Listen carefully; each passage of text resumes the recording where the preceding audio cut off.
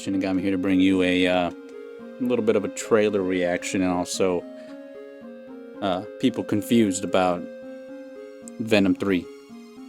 Uh, it's been a wild one for Tom Hardy's Eddie Brock for many reasons. One of them being the whole Sony agreement with Marvel and how, you know, seemingly Tom Holland has now finished all his movies. The legal agreement of rights, who gets who and all that, who can use these characters, hasn't really been addressed, especially since No Way Home. And a lot of fans are left very confused because when we last saw Eddie Brock, he was in the MCU and then got taken out of the MCU back to the Sony universe. And then you also have a few of the MCU characters transferring to the Sony universe, and then also on top of that, Madam Web. Which I guess we're gonna forget that happened, but the connective tissue between all these films has many people concerned, mainly for just it's hard to follow, and as you'll see at the beginning of this trailer, it's really hard to tell who or what. I'm pretty sure this is after he came back from Mexico, but yeah. Let's take a look-see now, and we'll give our opinions afterwards. Yeah, I mean, again, not too bad. Some people, again, a little confused. I am partially in that boat as well, because it looks a little bit of a rehash, again, somewhat of what we've already experienced with Venom. It's just another symbiote that we have to fight, or a stronger one. And it looks like we're pulling from, more of his planet, landing on Earth and attacking. Now, full context is not there, but there was some characters. Maybe I can freeze frame it back when we go. So you got someone that was in there from, God, what is his fucking name? The goddamn doctor from Dr. Connors. God damn it. Let's see where the fuck is that. Oh, fuck it. There's a thing for this. That's why I have these Twitter pictures or whatever. So, a lot of people joking, oh, somebody's still looking down and tell me if this is not Rise offense. It most certainly is. So again, like I said, you're pulling from multiple different universes. We've already seen, whatchamacallit, again, this person, Vulture, alongside, I believe it was Scorpion, if I'm not mistaken. For some reason in the... No, Scorpion was in the MCU, but Valkyrie got sent to this timeline. Yeah. Okay, I think that was during the Morbius thing, maybe. I don't know, it's been so convoluted at this point. They really need to figure out how to tell everybody, hey, this is what's going on, this and that.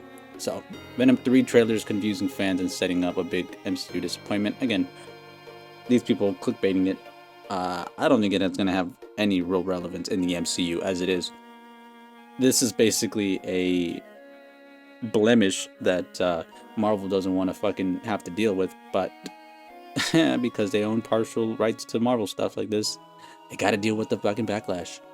And yeah, so whatever. We're gonna see Eddie Brock come back, and like I was pointing out down here below, so we're going back to MCU, since we see that takes place in the MCU, and also we see Riot Friends will be portrayed, Kurt Connors, the Lizard, or maybe a new character. There's always that aspect that he's a new character, but the fact that they've been using a lot of their pre-existing Sony Marvel characters, Spider-Man characters or whatever, it seems really easy to say that, yeah, this is either a Kurt Connors that didn't go rogue, full Lizard, or he's about to turn into Lizard shortly soon. But yeah, while fans are currently only listed as playing Hippie, Ijofar's, God, his fucking name is ridiculous, character appears to be part of a group who are dealing with intergalactic threats similar to that of Venom, In one moment in particular, Ejolfor seems to be collecting the small pieces of Venom left behind on an MCU bar in the post-credit scene. Okay, so that's what that was. That was from the fucking MCU. So that's why it's just like, what is going on?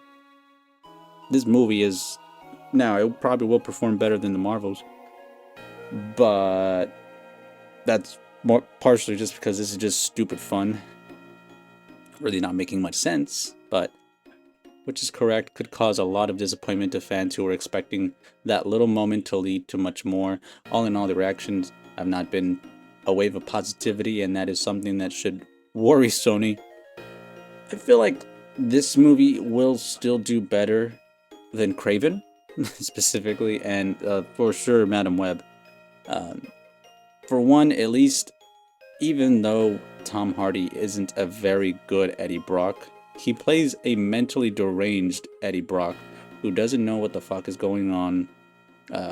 In, I guess the best way to explain it is like it's a differing battle, a battle between two wits. You got the Venom, his own mentality, trying to take over, and then you've got Eddie trying to just keep himself composed of all the fucking crap going on. I could see how, for Tom Hardy being a Methodist actor as he is, he is portraying it as a mentally unstable person. That's why he always looks fucking sick. You know, whenever he's walking around and just doing regular shit, he looks fucking terrible. But it's probably like him putting himself in the spot of like, I'm trying to control myself while also being myself while having to deal with this fucking dumbass Venom. That's the best way I can explain it without it seeming like he's just not a good Eddie Brock. Oh, he's better than Topher Grace, I guess. Topher Grace was more villainous.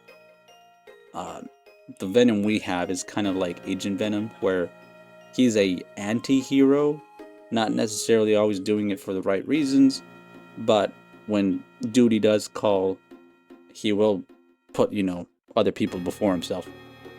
That's what we're seeing, and especially with the name of the fucking movie calling The Last Dance, it is probably safe to say that this is going to be the last time we see Tom Hardy as Venom, and it kind of sucks, not gonna lie, especially since at least the build, when he actually transforms and how big Venom is, matches, I would say. Obviously, he doesn't have the fucking spider insignia on his chest, but it really does miss out when all these Spider-Man villains have movies, but no Spider-Man at all. And especially with like Craven, who is one of Spider-Man's best villains. The fucking Hunt, all that stuff. Would be lovely to go over and actually have a film, like probably 2 films if you really wanted to stretch it out. Have him be kind of like a shadow villain, and then finally reveals himself as setting out people like, Rhino, this fucking guy, and Venom if he were still in that same playfield. But instead, they're all trying to be anti-heroes when they're all villains, and we should just have them be villains. And I guess you can't fault Sony for just trying to make it profitable, because they have the rights to these characters, and guess what? They're gonna fucking milk it and use it as much as they can, because Marvel can't do it. And in return, it also kind of damages Disney Marvel's brand, because if these films do bad, the main general public kind of see this as connecting to the MCU, and so if it does bad, well, guess what? Marvel's going to be looked at like, damn, you guys can't do anything right, even though it's just the public perception. It's very tricky. Not a lot of, I guess you could say, normies are going to being able to differentiate the difference between Sony Marvel and Disney Marvel. But that's my rambling over with. I really don't think there will be much connective tissue with the MCU. If anything, they're trying to steer clear of that because we haven't heard anything publicly from Sony or Marvel themselves. So, don't get your hopes up. This is coming out in October, prime time for Halloween, so at least that's something they got going for it. And at least Tom Hardy's improv is alright. You know, it seems better than it was last time. So I'll give it that much. With that being said, give me your thoughts down below. If you enjoyed it, like, sub, do whatever. Yeah, you have a good morning, good evening, and good night. I'm gonna catch you next time. Bye.